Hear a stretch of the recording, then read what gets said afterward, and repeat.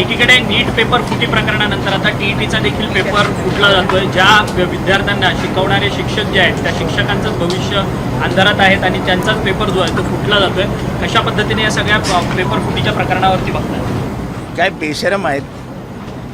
आत्तापर्यंत आमदार फोडत होते, खासदार फोडत होते, आता पेपरच फोडत आहेत. आणि दुर्दैवाची बाब ही आहे की नीटचं केंद्रबिंदू हे पुण्यात होती.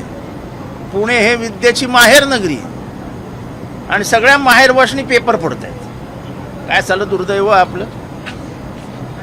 टीईटीचं म्हणजे जे शिक्षक पुढची पिढी घडवणार आहेत त्यांचा पेपर फोडत आहेत. आणि चौकशीनंतर बघू. अरे खरं तर सर म्हणजे आज मला आठवतं लालबहादूर शास्त्री यांच्या काळामध्ये एका ट्रेनचा ॲक्सिडेंट झाला होता, तर त्यांनी सांगितलं नाही ते मृत किती आहेत ते बघा, ट्रेनचं ॲक्सिडेंट कसं झालं नंतर बघू. त्यांनी दुसऱ्या दिवशी राजीनामा दिला. या बेशरम सरकारमधल्या कोणाकडनंही राजीनाम्याची ते अपेक्षा करत नाही.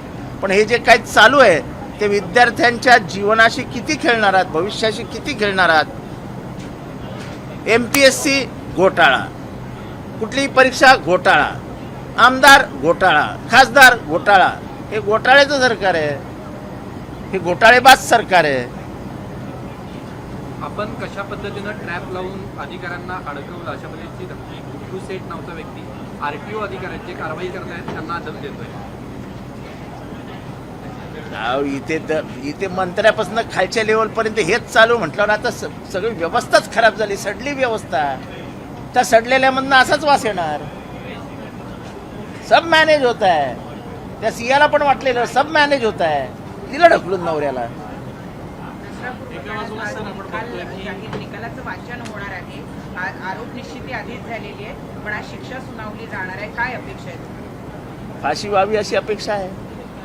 अरे निदान थोडी जरब तर बसेल. या सरकारला आणि व्यवस्थेला कोणी घाबरेनासच झालंय. कारण का व्यवस्था माल मोजल्याशिवाय काही करत नाही आणि सरकार ते पट्टी घालून बसलंय. आंदोलन करतायत शेतकऱ्यांसाठी. नाही, गांभीर्याने घ्यावं लागेल सरकारला. कृषीप्रधान महाराष्ट्राच्या नाराज झालेल्या शेतकऱ्यांच्या वतीने त्यांच्या समस्या मांडण्यासाठी रोहित बसलाय. रोहितला साथ द्यावी लागेल. सरकारने याच्यावरती गांभीर्याने विचार करावा. एका बाजूला शेतकऱ्यांच्या कर्जमाफीचा मुद्दा आहे, पण दुसऱ्या बाजूला सत्ताधारी आमदार टक्केवारी मागतानाचा व्हिडिओ समोर येतोय. अहो सत्ताधारी आमदार मागतात म्हणजे काय? आपला बाप करतो तोच पोरगा करतो. बाप 56% घेतो, हा 5% घेतो, त्याच्यात काय मोठं आहे? या आमदाराचा बाप कोण आहे?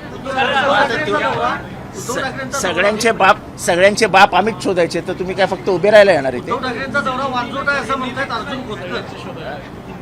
अर्जुन खोतकर कसे रडत होते मला विचारा. पक्ष फुटला थोडंसं कसं आहे, मंत्रिमंडळ विस्तारामध्ये अर्जुनाचा बाण लागतो का?